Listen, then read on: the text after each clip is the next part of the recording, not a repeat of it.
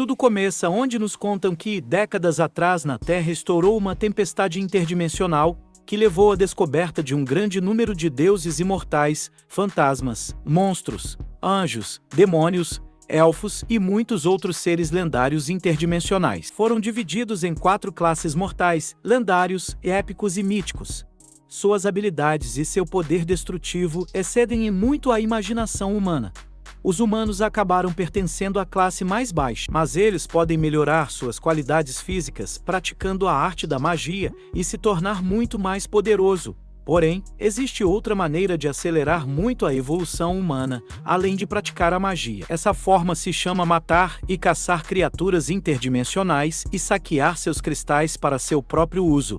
No entanto, os lugares onde vivem essas criaturas interdimensionais são muito perigosos, é quase uma questão de morte para humanos normais. Mas em uma mudança de cenário, vemos um professor que estava chamando a atenção de um aluno, chamado Joanne. Quando viu que o menino não respondeu, todos começam a se virar. O professor continua gritando, a verdade é que o Joanne estava dormindo. Cobrindo-se com um caderno, o professor ficou muito decepcionado, pensando que o ex-diretor é muito apegado a esse menino, porém é um desperdício. Parece ser nas lembranças do velho. Vemos que o diretor disse ao professor Cuba e que existiam 2 tipos de gênio, onde o diretor disse a ele que um gênio era o prota e os outros são os outros. O prota acaba acordando e rapidamente sai da aula. O professor achava que o antigo diretor tinha perdido o olho bom para selecionar os gênios, enquanto isso o prota corria ao chegar na quadra.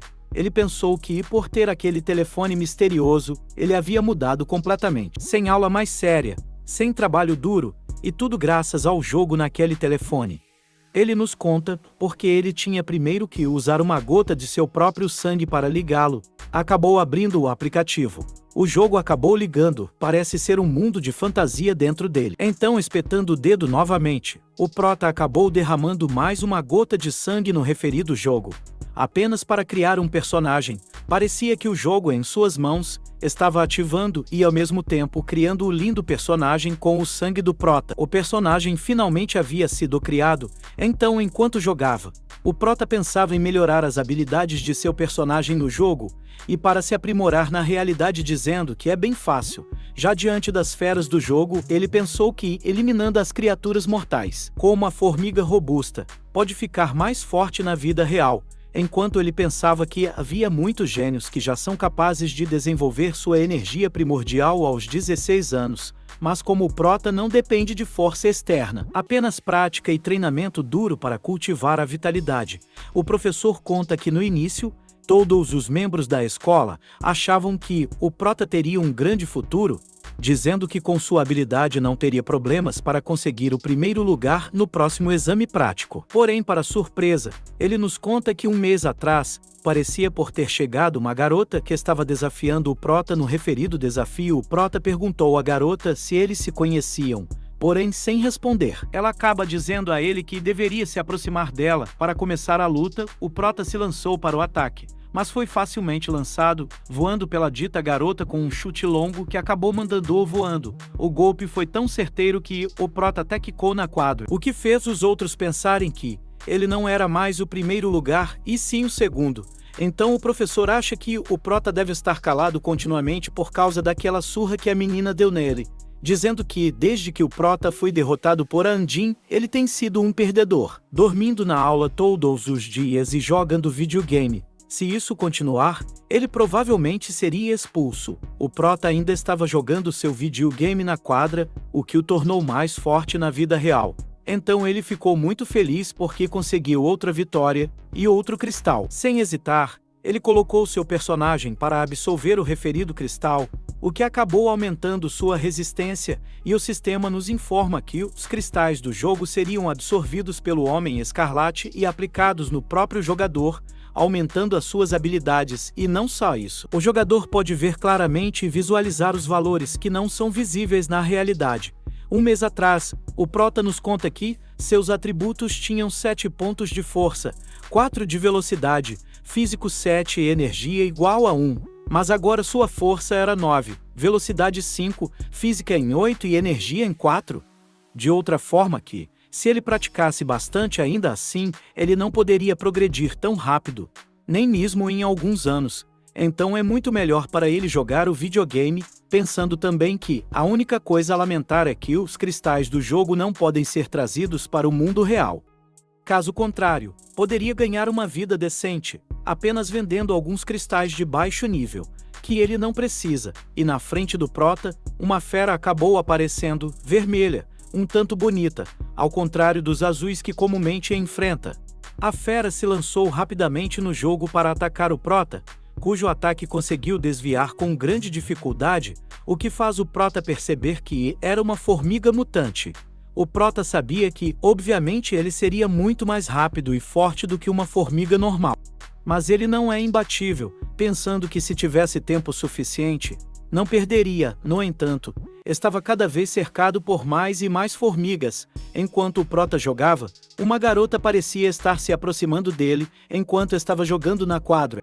Era uma garota que o prota conhecia, chamada Fang Roche. O prota questionou se ela iria até ele, dizendo que ele não poderia ir naquele momento, porque não poderia deixá-la descobrir o segredo do telefone. Ele teria um grande problema, porém não poderia deixar a luta. Ela espera que ele possa entrar em sua equipe no teste prático final no exame que está chegando. O prota pergunta por que convidar ele, porém, ele estava mais ligado sobre como estava morrendo no jogo. Ela respondeu falando como precisava de um parceiro forte. E que o prota tem essa força. O prota pergunta se ela não estava falando dele de um mês atrás.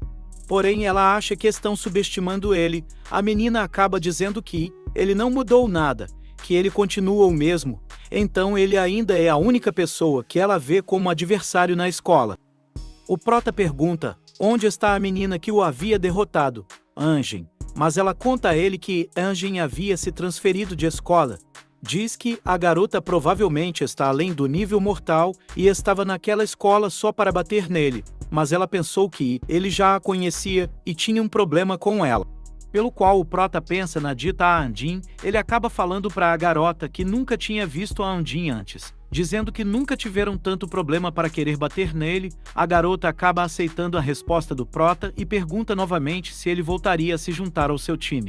Mas o prota diz a ela que, se parecer bom para ela, ele não se importaria de ser carregado. Ela acaba aceitando a resposta do prota, dizendo que a partir de agora, os 4 treinariam juntos na sala de treinos durante toda a tarde, para garantir a cooperação e o entendimento tático, durante o teste de combate real. Então, sem mais delongas, deixou o prota viciado com seu jogo, que estava na mão. Ele estava prestes a pegar o cristal que a dita formiga havia lhe dado, mas rapidamente acabou sendo atacado por mais 3 formigas vermelhas, que acabaram levando-lhe ao game over. Ele acabou desistindo e dizendo que ele olhava para os atributos em sua casa. No entanto, ele rapidamente percebeu que algo estava acontecendo com ele, o cristal da formiga vermelha, que ele estava absorvendo. Isso parecia causar uma forte dor. O prota se pergunta que tipo de cristal era aquele. Pensando como ele poderia ser tão violento, ele estava se perguntando se talvez aquele cristal da formiga vermelha fosse um cristal lendário, de habilidade de vitalidade. Ao pegar o telefone novamente e abrir sua janela de status, consegue perceber que havia obtido a habilidade de vitalidade do poderoso punho de Deus, e tempo depois, onde o protagonista encontraria seus companheiros do novo grupo para treinar. A garota conta aos outros 2 participantes que ela não estava brincando e que o protagonista era o 4º parceiro daquele time. Porém, eles pareciam ter baixa autoestima sobre o prota, dizendo que essa pessoa não poderia ser a mesma de antes. Eles pareciam querer falar com outros colegas deles e tirar o prota do grupo. O que faz o protagonista pensar que o exame prático é algo bastante importante para o resto da vida, pensando que isso o ajudaria a conseguir um emprego de prestígio, até mesmo a possibilidade de entrar na alta sociedade. Então tem muito valor para seus alunos, então eles valorizam muito. Sem falar que a força ou fraqueza de seus colegas afetaria sua própria vida, então é natural que eles pensem nisso. A menina acaba chegando e diz que o protagonista é muito bom, porém, continuam achando que é melhor outro candidato. Então o loiro pensou em dar um pequeno teste ao protagonista, e quando ele tivesse um bom resultado, entraria no time. mas se ele falhasse, ele perderia.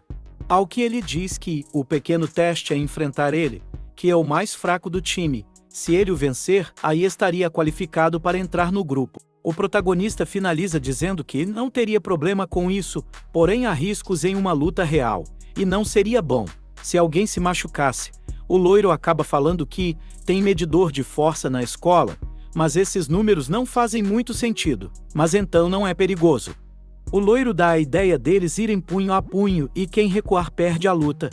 Eu fiquei bem assustado falando que aquele cara tinha o poder do trovão, dizendo que é uma técnica bem poderosa. O prota também tem uma equivalente técnica chamada punho do trovão. E a garota pensa como Zoe, o prota, parecia nunca ter comprado um cristal para ficar forte o suficiente, porém ela queria ver como ele respondia a isso. O prota acaba dizendo que é melhor ir no testador de força, e os colegas perguntam se ele tem medo de alguma coisa. O prota diz que tem medo de matar o loirinho com um golpe. Horas depois, já no testador de força, o prota manda o loirinho ir dar o primeiro golpe. O loirinho pensava que iria vencer o prota fácil, então ele rapidamente avançou, atingindo o testador com o forte punho de trovão. Isso acabou rendendo ao loirinho uma pontuação de poder de 7. O prota pensou que, antes de ter aquele telefone misterioso, sua força era de apenas 7 pontos, o que deveria ter aumentado. O loirinho acaba dizendo que era a vez do prota, e parecia que o golpe que veio do prota acabou causando um barulho alto na escola. O professor, ouvindo isso, se perguntou quem estaria usando a sala de equipamentos ao meio-dia, e quando abriu a porta, pensou em não interrompê-los. Ao ver que a pessoa que acabou de dar aquele golpe era o prota, ficou bastante surpreso. O prota tinha acabado de dar um golpe simples, mas deixou todos os membros do grupo sem palavras, pois tinha uma potência de 10. O professor se perguntou como isso era possível. Como era possível que o prota tivesse tanto poder, pensando que talvez o prota não tivesse desistido do cultivo, mas sim que estava dormindo na aula, apenas porque estava treinando demais em casa. A moça achou que o prota era um monstro, porque ele tinha dado apenas um golpe de centímetros, e acabou dando 10 pontos para ele, e o loiro acaba aceitando o prota, dizendo a ele que por esse motivo, ele não deveria acreditar que pode vencê-lo, e parecia que ele tentaria dar um outro golpe forte no testador novamente, ativando o punho do trovão, lançando seu golpe mais forte contra a máquina. Acabou por conseguir uma potência de 11. O prota acaba comentando que ele deu um golpe bem legal e perguntando se essa coisa quebrasse, será que a escola faria ele pagar por isso? O loirinho disse que se o prota quebrasse a máquina ele pagaria. Então o prota se preparou, prestes a dar um golpe forte, enquanto o loirinho pensava que o instrumento especial para medir força era só uma versão reduzida que chega até 20 pontos. Mas não tem muitos alunos do ensino médio que conseguem atingir seu limite máximo. O protagonista acabou desferindo um simples soco, mas com toda sua força, e a menina percebeu que o protagonista possuía uma boa vitalidade. Então, ao bater, acabou quebrando a máquina, e deixou todos no local bastante surpresos, e sem palavras. O professor sabia que o protagonista tinha pelo menos uma habilidade de vitalidade de 8º nível. O loiro acaba agradecendo ao prota por ter dado aquela demonstração de força, dizendo que ele pagaria o equipamento. A garota pensou que o prota parecia ser ainda muito mais interessante do que ela estava pensando. Valeu, pessoal! Terminamos a primeira parte dessa obra tão boa. Se gostaram, por favor, dá um like e se inscreve no canal. Abraços e até a próxima!